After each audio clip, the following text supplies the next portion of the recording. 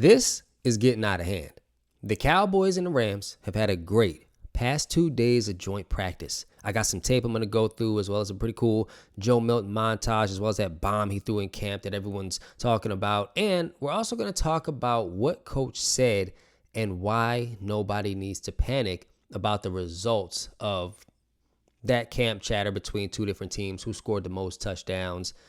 We'll get right into it. Welcome back. Welcome back to Cowboys Digest. My name is Tyree Allison. We appreciate you checking in. As always, really quick, before we get started, we did notice 78% of you watching are not subscribed. We love that number's going down. As always, this is your number one source for everything Dallas Cowboys. It is 100% free, so please hit that subscribe button for us. Now, first and foremost, let's get right into it. The camp has started. Camp between, the Rams and the Cowboys camp is always historic. It kind of, I feel like the best rivalry memory I have of it is more Aaron Donald going up against Zach Martin. And Zach Martin owned him. I mean, Aaron Donald's actually never really been much of a threat against the Cowboys when he's seen us. And those practices were always hard-hitting, tough practices. And it has lived up to the hype because we have seen the exact same thing these past couple of days. Now, obviously, right now, it's a little bit of a clown show. But one thing we do know, Jerry Jones knows how to play the game. He does. He's a marketing genius. How else do you get the back end? How do you get that lump sum of money back that you know you're about to put out for a star player? How do you get it back? Be number one in the media all off season. All off season. He's done it with CeeDee. He's done it with Dak. I've seen some analysts say he did it with Emmitt Smith.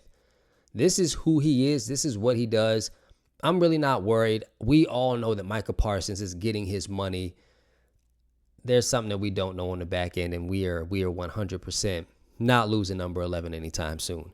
Now, to go a little bit further, I want to go into some tape right here and show off what the team's been looking like. So first here, now some of the footage I'm going to show you is in slow-mo, and a lot of it is fast speed. This right here is a pass right out to CeeDee. As it's been said in camp, CeeDee Lamb, George Pickens, no matter which one of them, when they're both on the field, somebody's going to be open. Well, if it's not either one of them, Ferguson, and then the dual-headed monster I think is brewing at running back. Everybody's getting out. I love the way the toughness of the wide receivers. That's a sack. That's definitely a sack right there. And one thing to note is when you're looking at the ones and when you're looking at the twos. Like when you see Pickens out there, when you see Lamb out there, those are ones on the ones. This is an interception here. That's by Donovan Ezaraku. He's, of course, running with the twos or the threes right now. They say it's been bouncing around. That's our new 13, no longer Michael Gallup. This is a solid run stop right here. We're going to get another look at it at 14. Number 14, that is Marquise Bell. Yes, I've talked about him in multiple videos now. Watch him right here and right there. Solid.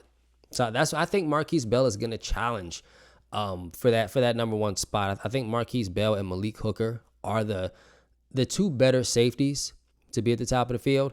But in its totality, I'm not worried about our backfield. And I love the way our line looks. Look at the way Cooper Beebe gets out there. We had a couple of great runs. We're going to get a good look at it right here. Look at the push. Everybody gets their hands on the exact man they're supposed to. He's gone. But I love Cooper Beebe because one thing your center needs to know how to do, one thing he has to be able to do is get out and off the ball. This is a very controversial touchdown, but I'm calling it a touchdown because I'm a Cowboys fan. This would definitely be reviewed. It was an interesting one to see online because you did see the DB kind of come up with it. It would be interesting to see what they call that in an actual game. This one here is another good drop-off. This was one of the first plays that was dropped, and it let you know it was going to live up to the hype. It was hard-hitting, and, I mean, these are who these teams are. No two ways about it.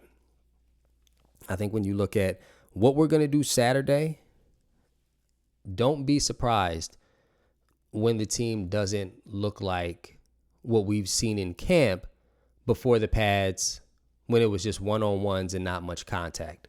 CeeDee right here wide open again. Don't fray. Mind you, right now, Coach even said they're playing very vanilla. I mean, and then you think about this.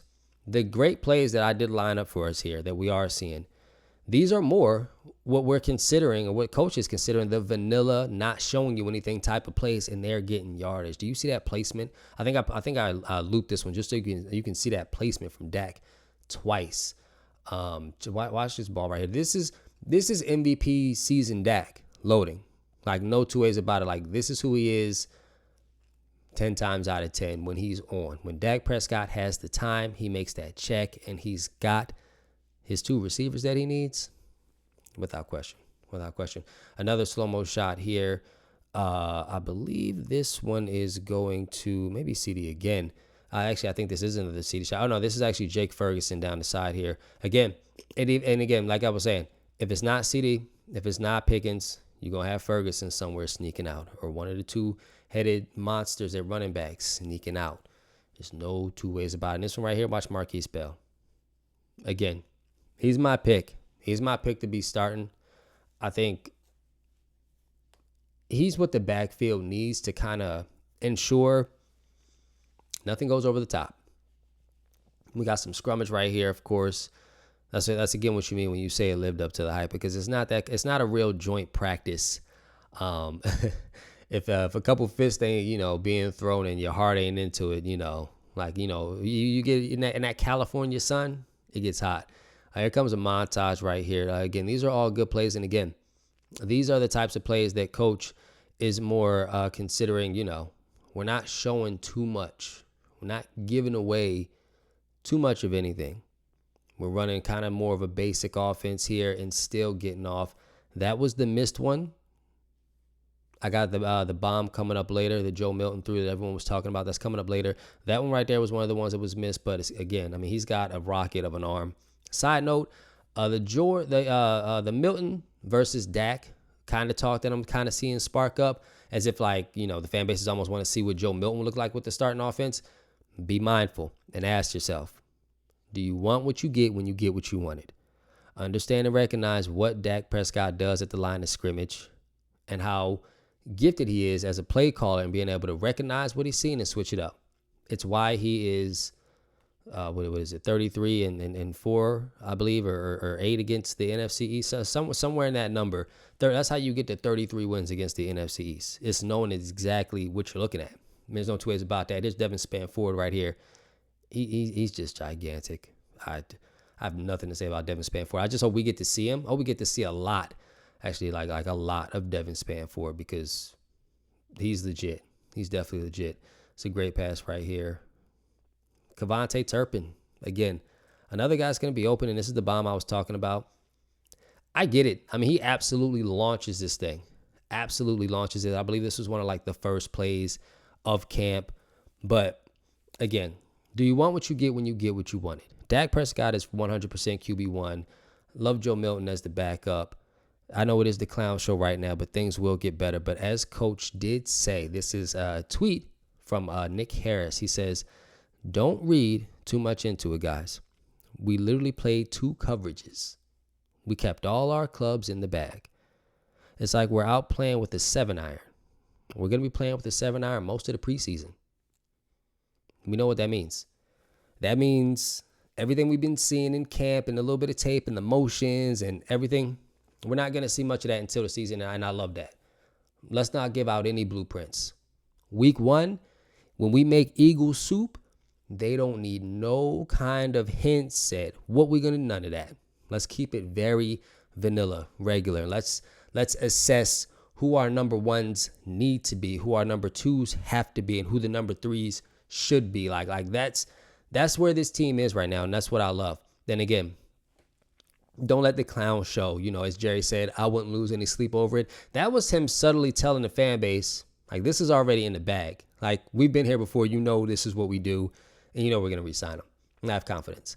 Micah Parsons is 100% getting his money. But we appreciate you checking in. As always, my name is Tyree Allison, and thank you for checking out Cowboys Digest. We'll see you next time.